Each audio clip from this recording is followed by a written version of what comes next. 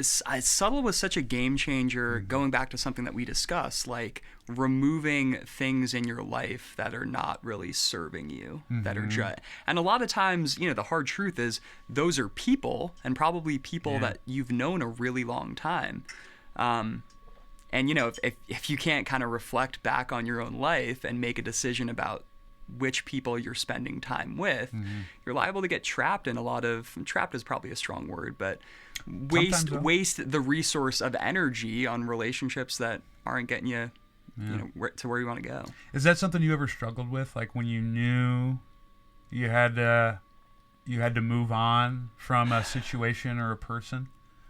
Yeah. I mean, I think personally and professionally. Yeah. Professionally is probably more of an appropriate context to talk about. But I think, the job I took right out of school, being a director of rehab in rural Colorado, kind of similar to the positions that you had when you were in Susanville and then Page America. That was travel PT. That was travel, but similar. But I was in a leadership role. Yeah. In Arizona. But, that was so nice because it was lucrative, it was flexible. I think I could still do a lot of the things that I wanted to because it was a 3-day work week. Like, in a lot of ways, it was the perfect situation, but it didn't have any upward trajectory to it. Like, I started at the ceiling. Yeah. And I'm immensely grateful that I had that opportunity, and I think it changed me for the better in many ways. But, after my 3 years and change out there, I knew it was time to do something else, something that had a little bit more of an avenue for growth. Yeah, it's hard when you get comfortable like that because totally. Then the chance of getting stagnant is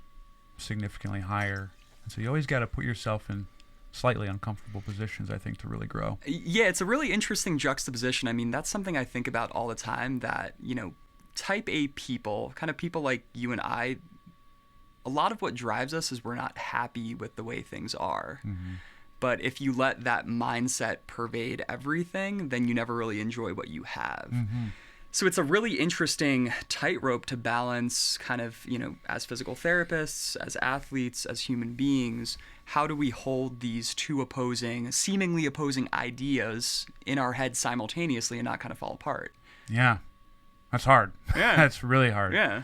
Because I would say I tend towards more I wouldn't say fall apart, but I definitely let that bleed into areas that it shouldn't bleed into. Yeah.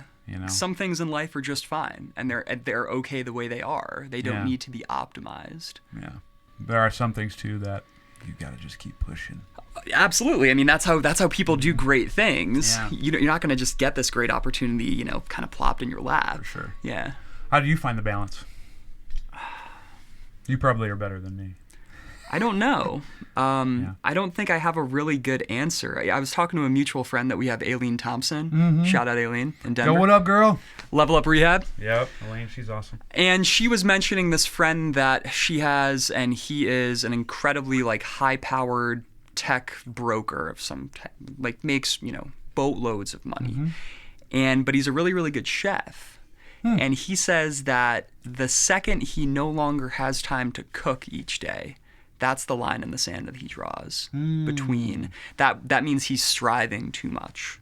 That means he's packing so much into his day that he can't just enjoy what he already has, which is quality time, doing something good for himself, for his family, for his children. And I think, for me, that really hit home. I love to cook as well. I have an Australian Shepherd, Molly. She's all over my Instagram. Shout out Molly.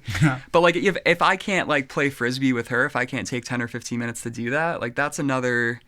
I just want that to be built into my day-to-day. Yeah. And then if I can maintain these things and then continue to strive and see certain life, key performance indicators trending in the right direction, I'm doing an okay job. That's something I probably struggle with because I'm thinking about, as you were saying that, I'm like, that's brilliant. Everyone needs to find their cooking.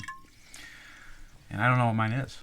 I think for a lot of people it's working out. Yeah. Probably not in our industry because I think, we are the people that will probably sacrifice in order to train and train at very inconvenient times. But I think for 99% of the American population, that's one of the early things to go.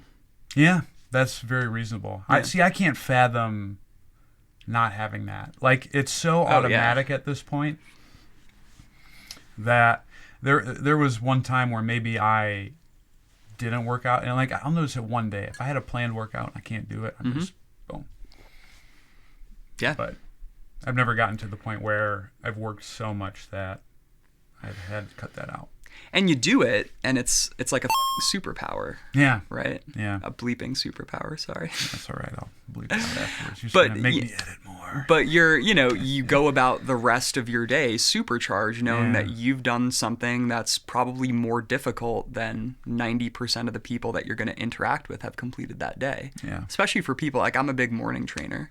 Really? I love to train at like 6 a.m. or 7 a.m. Oh. And that's recent. That's as I've gotten older. But Yeah. I just, in terms of the Scott Adams concept of adding energy to your life, it's like that is something that so acutely drains you of energy and yet so quickly fills you right back up. Yeah.